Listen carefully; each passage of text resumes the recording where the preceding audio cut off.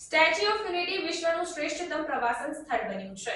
દેશ વિદેશથી આવનાર પ્રવાસીઓ ભારતીય સંસ્કૃતિની વિવિધતામાં એકતાના દર્શન કરી શકે અને આદિવાસી સમુદાયોના સમૃદ્ધ સાંસ્કૃતિક વારસાને ઉજવવા તેમજ આ આદિવાસી વિસ્તારની વિવિધ વસ્તી વચ્ચે એકતા અને સમજણને પ્રોત્સાહન આપવા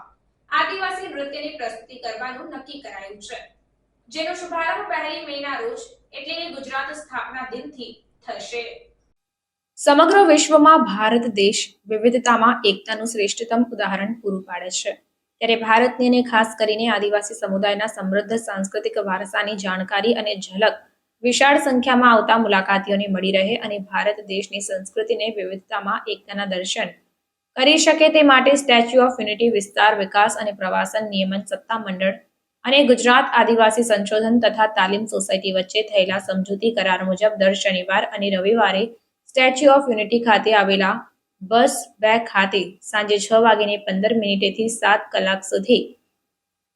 અને એકતા ફૂડ કોર્ટ ખાતે 8 થી 9 કલાક દરમિયાન આદિવાસી નૃત્ય પ્રસ્તુત કરવામાં આવશે. તારીખ 1 મે 2024 ગુજરાત રાજ્યની સ્થાપના દિવસની સંધ્યાએથી આદિવાસી મેવાસી નૃત્ય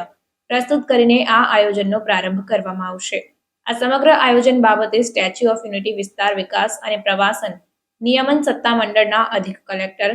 ગોપાલ બામણિયાએ જણાવ્યું હતું કે ભારત દેશ વિવિધતામાં એકતાનું શ્રેષ્ઠતમ ઉદાહરણ છે. ગુજરાતની આદિવાસી સંસ્કૃતિ સમૃદ્ધ વારસાથી ભરપૂર છે, ત્યારે અત્રે દેશ વિદેશથી આવનાર પ્રવાસીઓ ભારત દેશની સંસ્કૃતિની વિવિધતામાં એકતાના દર્શન કરી શકે તે માટે એસઓયુના ચેરમેન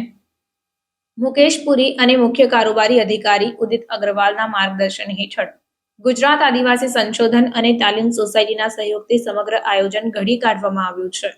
પ્રવાસીઓને આ દિવસો દરમિયાન એકતાનગરના પ્રવાસનું આયોજન ઘડી કાઢવા અનુરોધ કરવામાં આવ્યો છે.